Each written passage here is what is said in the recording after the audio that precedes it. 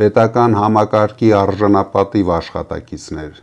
Ուժեղ Հայաստան դաշինքի առաջնորդը դիմել է պետական համակարգի աշխատակիցներին։ Դուք այն մարդիկ եք, ում ուսերին ամենօրյա աշխատանքով պահվում է մեր պետականությունը։ Ես գիտեմ ձեր նվիրումը, գիտեմ, թե որքան ջանք ու եռանդ եք դնում ձեր գործի մեջ, հաճախ չստանալով այն գնահատանքը ու վարձատրությունը, որին իրականում արժանի եք։ Սամվել Կարապետյանը հորդորել է նրանց գնալ ընտրության, մերժել պարտադրանքն ու չվախենալով փոփոխություններից ընտրել ուժեղ եւ բարեկեցիկ երկիր ունենալու իր առաջարկը։ Հիշեցրել է, քվեախցիկում իրենք մենակ են լինելու իրենց խղճի հետ։ Մի վախեցեք, քվեախցիկում դուք մենակ եք ձեր խղճի, ձեր երեխաների ապագայի եւ ձեր Աստծո առաջ։ Ոչ մի վերադարձ չի կարողանալու տեսնել ձեր քվեարկությունը եւ ոչ մի վերադարձ իրավունք չունի տնօրինելու ձեր ազատ կամքը։ Սամվել Կարապետյանը խոստացել է, եթե ինքը ընտրվի, չեն լինելու բազմամիլիոն պարգևավճար ստացող նախարարներ։ Պետական ապարատի աշխատավարձերը բարձրանալու են, մարդիկ ունենալու են կյանքի բարձր որակ։ Ձեր երեխաները ստանալու են արժանապատիվ ու մրցունակ ուսում, առանց ձեր կողմից մեծ ֆինանսական բեռի։ Մենք ներդնելու ենք հատուկ պետական ծրագրեր, որպեսզի յուրաքանչյուր պետական աշխատող հնարավորություն ունենա հեշտացված պայմաններով ձեռք բերել բնակարան։ Ավելի վաղ Սամվել Կարապետյանն իր առանձնատանն է ընդունել Արագածոտնի Վայոց Ձորի բնակիչներին, որոնք շատ հարցեր են ունեցել ուժեղ Հայաստան դաշինքի առաջնորդին։ Մարդիկ հետաքրքրվել են, ինչ ծրագրեր ունի Կարապետյանը իրենց մարզերում, եթե դառնա վարչապետ։ Ինչ անես այդ հողի վրա, նույն Արագածոտնի հողի վրա, ինչ անես փողա դուրս գալու։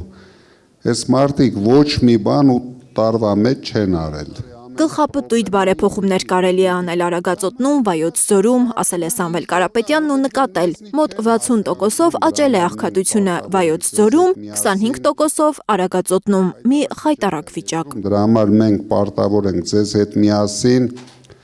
շատ արագ լուծենք առաջին հերթին մեր ժողովրդի համախմբման հարցը։ Երկրից ատելության մթնոլորտը վերացնելուց հետո ուժեղ Հայաստանը կանցնի տնտեսության զարգացմանը, ասել է Կարապետյանը։ Դուք տեսնում եք, մենք ունենք մի հատ հասարակություն, 100%-ը իրար հայոյում են։ Այսինքն աշխարհում չկա այսպիսի պետություն, որ այսքան պառակտված լինի։ Չկա մի 5 մարդ, որ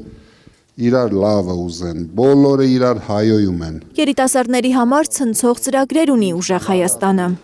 Մենք ոչ միայն Հայաստանի երիտասարդների համար ենք կառուցելու ապագա, ամենալավագույն վուզերն ենք բերելու, ամբողջ աշխարհի այն բրենդային Սարբոն, Քեմբրիջ, բոլորին բերելու ենք Հայաստանում ունենան իրենց համալսարանները, ինչ արեցին Դուբայում։ Դուբայը սարքեցին ընդամենը երևի մի 5-6 տարվա մեջ աշխարհի ամենալուրջ կրթական կենտրոնը։ Հիմա էլ ոչ ոք չի գնում Լոնդոն սովորի կամ Շվեյցարիա, ոնց որ առաջ բոլորը ցկտում էին։ Բոլորը գնում են Դուբայ 5 տարում։ Իսկ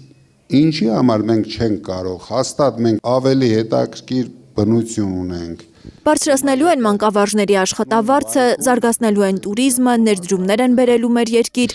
Այս ամենը պետբյուջեի հաշվին չեն անելու, խոստացել է Սամվել Կարապետյանը։ Դուք տեսնեք 5 տարվա ընթացքում ինչ տեսք ունենան մեր մարզերը, իսկ եթե մենք ստեղծում ենք 300,000 աշխատատեղ, ինչը որ մեր ծրագրում դուք տեսնում եք, դրա հիմնական շահառուն լինելու են երիտասարդները։ Տաշիրում ոնց էր, ընդամենը մի գործարան են բացել ու հիմա այդ քաղաքում այլևս գործազուրկ կին չկա, վստահեցրել է ուժեղ Հայաստանի վարչապետի թեկնածուն։ Վայկն էլ, եղեգնաձորն էլ, ջերմուկը չօգտագործել այդ ռեսուրսները, որ մենք ունենք։ Օրինակ, չզարգացնել նորավանկը իր շրջակայքով, դա ուղղակի հանցագործություն է այդ պետության համար։ Ինչպես չենք զարգացնում Գառնին, Գեղարդը։ Վայոց Ձորի ու Սյունիքի վրա մեծ ամպեր են կուտակվել, նկատել է Վայոց Ձորի այս բնակիչն ու հարցրել, Ինչպես կարող է ուժեղ Հայաստանը ցրել այդ ամպերը։ Սև ամպեր են կուտակվել։ Այս մարդիկ սարքեցին մեր երկիրը գեոպոլիտիկ պայքարի կենտրոն։ Մենք հանգիստ ապրում ենք, մեզ պետք չէր սա։ Ինչ հիմա քայլ են անում վտանգավոր է։ Այս քայլը անում են ռուսնա դժգո, մյուս քայլն են անում ամերիկացին է դժգո,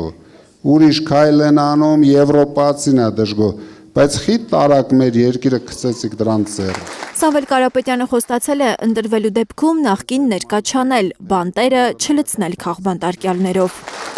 Լիլիթ Գասպարյան, Հարություն Մաթևոսյան, Հայլուր։